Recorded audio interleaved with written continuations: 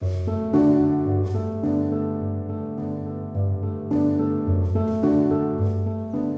un camino muy parecido a este que he querido adrede dejar a un lado para que nos facilite la imaginación de cómo sería el encuentro de Jesucristo con los que luego serían conocidos los discípulos de Emaús.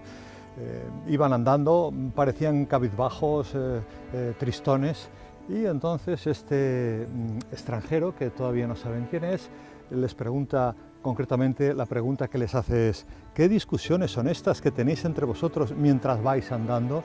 Ellos iban andando y el Señor se interesa por lo que pasa. Ellos le responde Cleofás diciéndole: pero bueno, ¿eres tú el único extranjero que no sabe lo que ha sucedido estos días en Jerusalén? Me parecía imposible. La muerte de Jesucristo, la pasión, la crucifixión, y no tienen más que decir. Y entonces el Señor, fíjate con qué naturalidad dice: ¿qué ha pasado?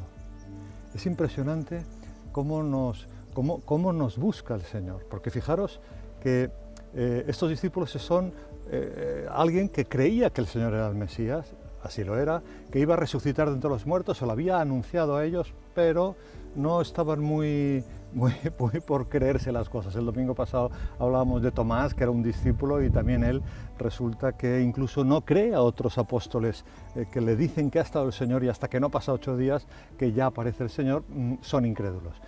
Y el Señor simplemente hace esta pregunta: ¿qué ha pasado? Y es curioso, porque fíjate si él lo sabía bien. Y entonces Cleofás dice que empieza a contarles y empieza a decirle todos los acontecimientos que habían pasado con Jesús Nazareno, y él está escuchando. A mí no me deja de sorprender la ilusión y el deseo que tiene el Señor de que nosotros hablemos con Él, la oración. Hemos pasado la Semana Santa, la Cuaresma antes, Semana Santa, y ahora estamos en esta Pascua de Resurrección, que es de alegría. Y una vez más, en este Evangelio la Iglesia nos lo ha puesto delante para que veamos cómo desea el Señor que tengamos diálogo con Él. Está escuchando a unos hombres, no solo sabe lo que ha acontecido, sino que Él ha sido el protagonista. Él ha sido el Señor que le ha sucedido todo esto que le está contando Cleofás. Es increíble.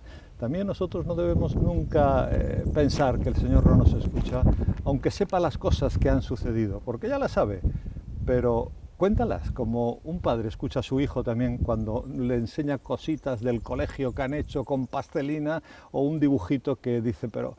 Y sin embargo, cómo se goza el padre de que nosotros le contemos las cosas.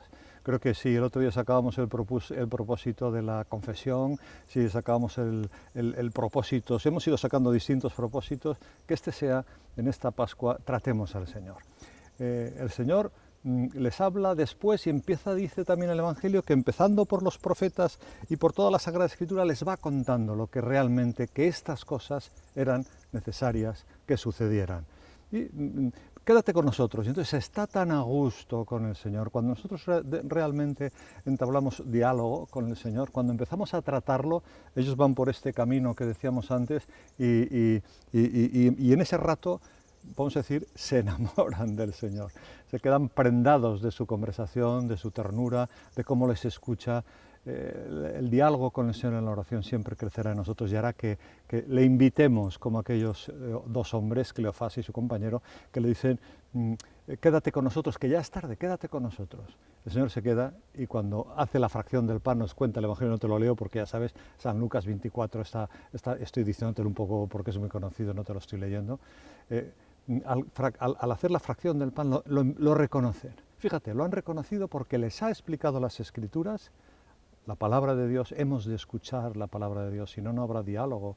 El Señor quiere que le escuchemos. Palabra de Dios, decimos, leer el Evangelio, porque es el Señor que nos habla. ¿Cuántas veces y cuántas personas se habrán convertido leyendo el Evangelio, leyendo las Escrituras? Porque verán que aquello es de Dios. Si no escuchamos a Dios, va a ser difícil. Y luego lo reconocen también en la Eucaristía, el milagro más grande que instituyó hace prácticamente unos días, el Jueves Santo. Instituyó ese sacramento que es pan de vida, pan vivo que ha bajado a visitar a los hombres. Quiere que estemos con Él. Dos propósitos, pues: diálogo con el Señor, como nos muestran los discípulos de Emaús, y ir a recibir a Jesucristo en la Eucaristía. Una buena Pascua será si vivimos estas dos realidades.